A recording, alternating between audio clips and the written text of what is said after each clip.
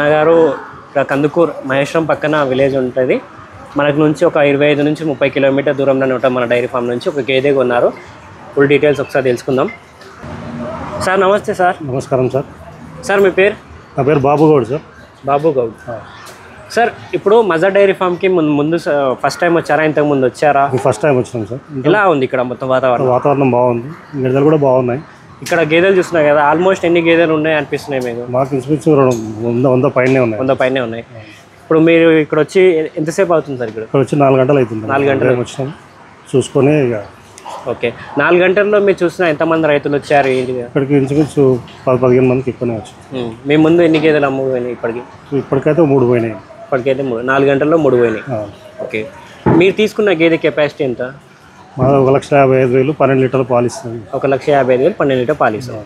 Okay, మీకు అనుకూలంగానే rate పడ్డా సార్? అనుకూలంగా అంటే బ్రీడ్ని బట్టి రేటు ఉన్నది. ఓకే, ఇక్కడ మజా డైరీ ఫామ్ లో దొరికినట్టు బ్రీడ్ మీకు బయట ఎక్కడైనా దొరుకుతుందా? లేదు సార్, మేము తిరిగి చూసినాం. ఇక్కడ కూడా అక్కడ పక్కపక్కలు పోయడము ఇంత లేదు. ఇక్కడ పక్కన బ్రీడ్ ఉన్నాయి, ప్లస్ ఎక్కువ కూడా అనిమల్స్ ఎక్కువ ఉన్నాయి. ఓకే, ఒకే డైరీ ఫామ్ లో ఇన్ని యానిమల్స్ పెట్టి 3 రకాల బ్రీడ్స్ పెట్టి ఏ డైరీ ఫామ్ లో మెయింటైన్ చేస్తున్నారా? మీకు అంత ఇంత హెవీగా కనిపించలేదు. ఉన్నాయి కొన్ని వాటిల్లో ఉన్నాయి 3 రకాల బ్రీడ్ మెయింటైన్ చేస్తున్నారు, కానీ ఇంత హెవీగా లేవు. ఇన్ని బఫలోస్ లేవు. ఓకే, ఒక రైతుకి మనం ఒక 4 గేదెలు చూపించి 4గిట్లో ఒక సెలెక్షన్ చేయించుకునే కన్నా ఒక 100-150 గేదెలు చూపించి మీకు నచ్చిన గేదె తీసుకుంటే బాగుంటుందా?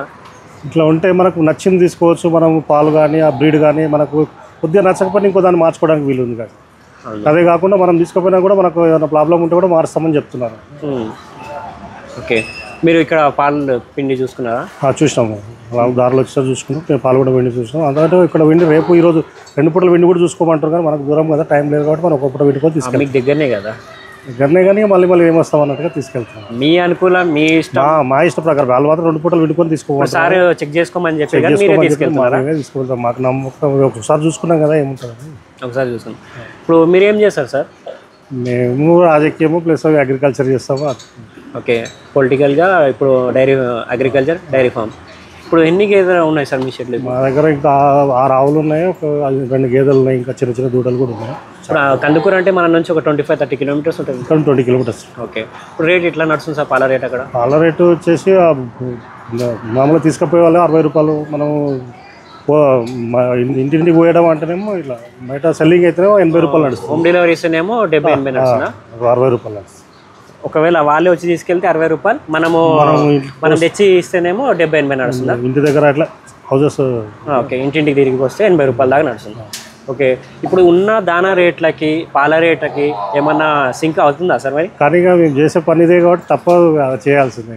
ఇప్పుడు అన్సీజన్ కదా, ఇప్పుడు అన్నిటికీ ఇప్పుడు పత్తి చెక్కకైనా సరే ఇప్పుడు రేట్లు ఎక్కువ ఉన్నాయి, మగర్ తప్పదు కదా. మేము చేసే ఫీల్డ్ ఇది కాబట్టి మా వ్యవసాయం మిగతా మొత్తం మా సొంతంగా ఉంది. పచ్చిగడ్డి కానీ వరిగడ్డి కానీ మా సొంతం కాబట్టి.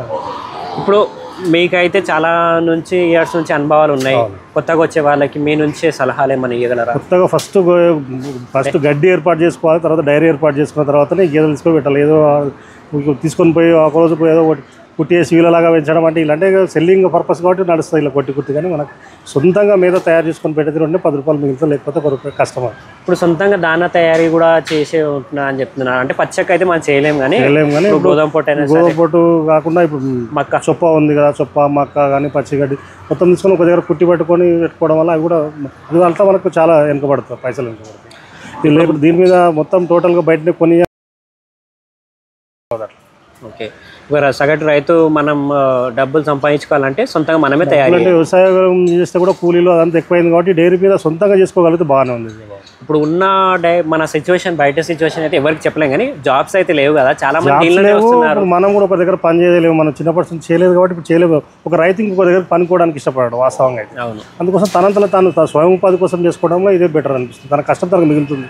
ఇంకోటి జీతం అడగకుండా తన బర్ల మీద తన కష్టం చేసి తన పొలంలో పండించుకొని తన బతకగలగడానికి ఇది ఒక మంచి, తన మీద తనే వేరే వాళ్ళ మీద ఆధారపడకుండా తన స్వయంతో బతకడానికి ఇది మంచి ఆధారమే అనిపిస్తుంది.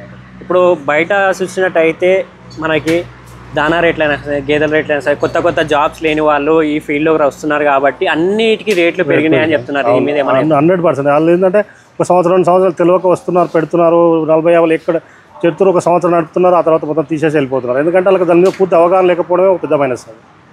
అవగాహన లేక వాళ్ళు చెప్పిన బర్రెల మంచి కలిసి వస్తుంది అని చెప్తారు. 40 బర్రెలు ఒక్కటిసారి పెడతారు, బీఆర్లో తీసుకొస్తారు, మీద ఉండదు.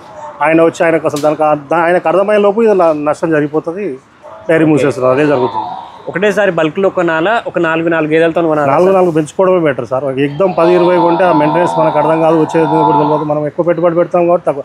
మనం పెట్టుబడి పెట్టి 4 కొన్నాం అనుకో, దానికి పూర్తి అవగాహన వస్తుంది. 4 ఇట్లా 3 సక్సెస్ అయినా ఇంకొకటి నష్టమైనా పరకూడదు. కానీ 10 కొన్న తర్వాత 4 నష్టపోతే 6 ఏం కవర్ చేయలేవు, అట్లా కూడా ఇబ్బంది అవుతుంది. ఓకే సార్, అంటే బ్యాచ్ సిస్టమ్ వైజ్ అనుకోండి. బ్యాచ్ సిస్టమ్ వైట్ ఇప్పుడు 4 నెలల తర్వాత ఇప్పుడు డౌన్ అవుతాయి, 4 తర్వాత ఇంకో 4 కొనుక్కోవాలి, ఇంకో 4 కొనుక్కోవడం, ఇట్లా పెంచుకుంటూ పోతే ఆ ఫస్ట్ తీసుకున్న 4 చేపిస్తుంది. మనం సుడి చేపిస్తే రెండో బ్యాచ్ వచ్చేసరికి అవి కూడా కవర్ అయిపోతాయి. ఓకే, ఈ పాలు డౌన్ అవుతుంటే ఇంకో బ్యాచ్తో అదే లెవెల్లో పాలు తీసుకోవచ్చు. ఇప్పుడు రెండో బ్యాచ్ డౌన్ అయిపోవరకు ఇవి కూడా వచ్చేస్తాయి. ఇది కూడా వచ్చేస్తాయి. 3 బ్యాచ్లు పెట్టుకున్నాం అంటే కంటిన్యూ అవుతుంటుంది. స్టార్టింగ్లో డైరీ ఫామ్ పెట్టేటప్పుడు ఎవరైనా షెడ్లకే ఎక్కువ డబ్బులు పెట్టేస్తున్నారు కదా సార్? షెడ్లకు అంత పెట్టాల్సిన అవసరం లేదు, సింపుల్గా వేసుకున్నా కూడా నడుస్తుంది. కాకపోతే పెద్ద మెయింటెనెన్స్ పెట్టి మనం ఏదో పైపులతో కాకుండా ఇట్లాగో మనం లేబర్తో చేసుకునే పనే కాబట్టి మామూలుగా నార్మల్గా కట్టుకొని వాటికి వర్షానికి గాలి అంత మంచిగా వచ్చేటట్టు చూసుకొని కట్టుకోవడం బెటర్. వాటర్ పెట్టడానికి, పూలు మేయడానికి వాటర్ వచ్చేటట్టు చూసుకుంటే సరిపోతుంది. తక్కువ ఖర్చులో ఏమైనా ఏర్పాటు హెవీగా ఇప్పుడు అమెరికాలో కట్టరు, అడగట్టరు, ఇడగట్టరు అని చెప్పేసి పైపులు వేయడం, వాటర్ వేయడం, ఏసీలు పెట్టడం అంతా కూడా అది దుబారా ఖర్చు కిందకి వస్తుంది. అది ఎప్పుడు కూడా కలిసి రాదు. ఆ ఖర్చు వేస్ట్గానే పోతుంది. ఈ బర్ల మీద దానికి వెళ్ళి ఏదో 10 రూపాయలు మిగులుతుంది, కానీ ఆ 10 రూపాయలు ఏసీకి దానికి ఫిట్టింగ్ అంటే అదంతా అటే పోతుంది. ఇప్పుడు డైరీ ఫామ్ వచ్చి రావాలంటే స్వయం ఉపాధి కొరకే డైరీ ఫామ్. 100% మనం కష్టపడి మనం ఇంకో దగ్గర పనికోకుండా మన దాన్ని మనం చేసుకోవడానికి ఉపయోగపడదు dairy farm. Okay sir, thank you sir. మీ చాలా ఈ చెప్పే మాట చాలా మందికి ఉపయోగపడుతుంది. ఎందుకంటే స్టార్టింగ్లో చేసే తప్పులు అంటే మీకు మీలాంటి వాళ్ళ అనుభవస్తులు ఎవరని చెప్తేనే అర్థం అవుతుంది అందరికీ. Compulsory sir. అసలు అవగాహన ఫస్ట్ కొత్తగా పెట్టుకున్న వాళ్ళు అసలు మొత్తం దాని గురించి తెలియకపోతే ఒక 2 నెలల రోజులు ఆ డైరీ దగ్గర రోజు కూర్చొని చూసి నేర్చుకున్న తర్వాత చేసుకోవడం. పూర్తిగా చేసి డబ్బు పెట్టి మోసపోవడం కంటే ఫస్ట్ ఒక ఇట్లాంటి డైరీకి వచ్చి 4 రోజులు కూర్చొని పరకూడదు కదా సార్. నాకు చూసి ఏం చేస్తారు, ఎట్లా నడుస్తుంది, అసలు ఏమవుతుంది, అసలు జీతగానికి ఎంత పడుతుంది, ఈ మెటీరియల్కి మనం అసలు బఫెలను ఎంతకు తెస్తున్నాము, దానికి ఎంత అవుతుంది, అంతా ఒకసారి చూసి అవగాహన వచ్చిన తర్వాత పెట్టుకోవడం better. Thank you sir. Me information ఖచ్చితంగా అందరు యూజ్ అవుతుంది అనుకుంటున్నాను. Thank you.